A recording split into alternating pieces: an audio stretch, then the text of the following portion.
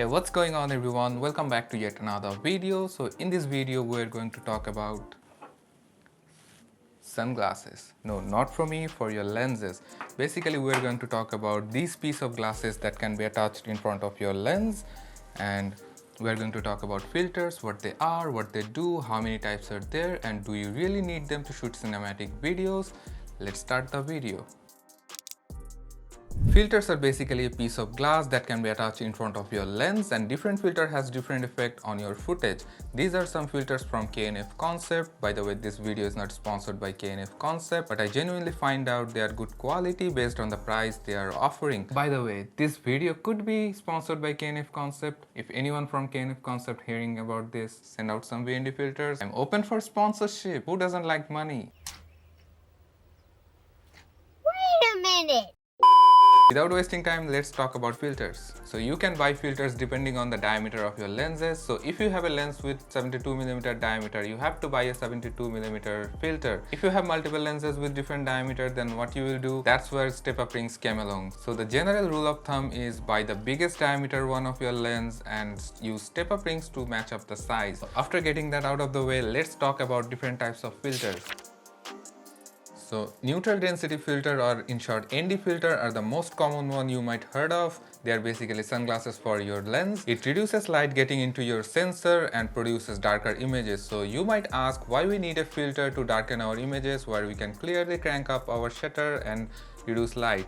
In some scenarios you can do that, but remember the 180-degree shutter rule. So if you are shooting in 24 fps, you have to select a shutter twice of your frame size. That means you cannot crank up your shutter more than 1/50 or 1/60, and you also cannot crank up your aperture because you want that cinematic melting background, right?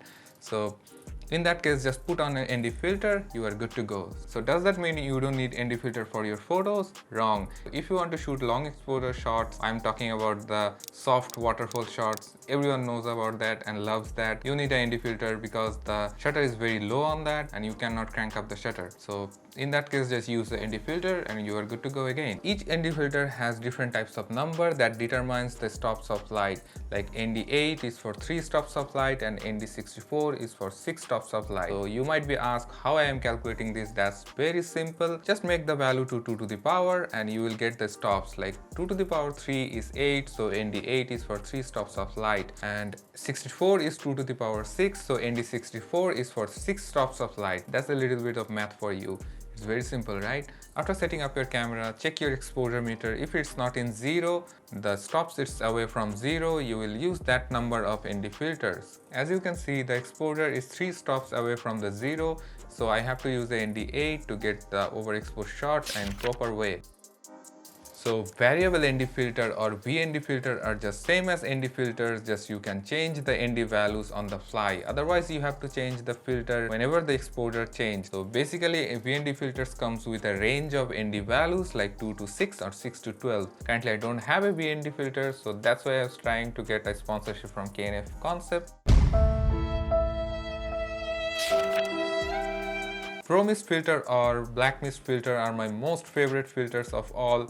They are very cool. They create a bloom from any kind of light source. Feels like a cinematic video. This is a footage with the filter on. This is without the filter. The bloom is dependent on the intensity of the filter. Currently I am using a 1/4 of a Pro Mist filter. 1/8 will be subtle and half will be creating a dreamlike sequence. They are very cool and I will highly suggest you to get a Pro Mist filter if you are shooting a video like this. They will soften your skin and the light blooms a little bit more. They are very cool.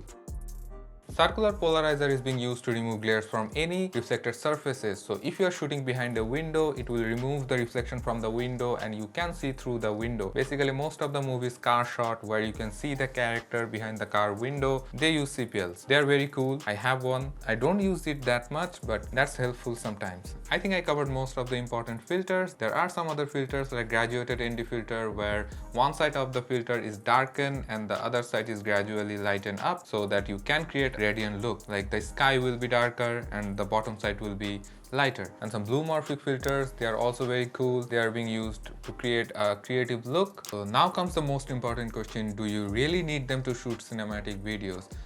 My answer is you don't, but you do. Hear me out.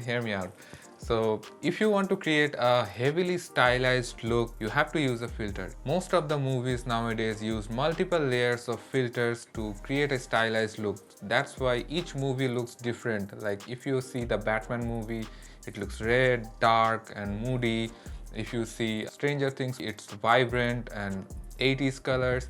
They're basically creative choices they made. For YouTube, I might say you don't need that many filters. Maybe a ND filter or black promise filter, that's enough. And mostly if you have a flat profile in your camera, you can shoot whatever and change it in post. That's enough for YouTube.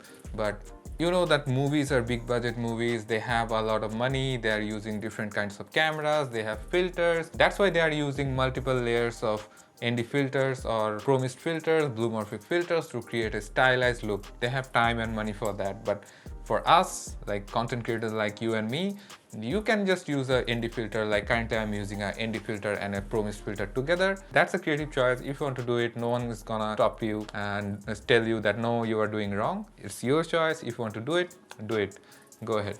That's it for this video. If you like or learn anything from this video, do let me know in the comment section. Hit that like button and consider subscribe if you want more videos like this. See you in the next video.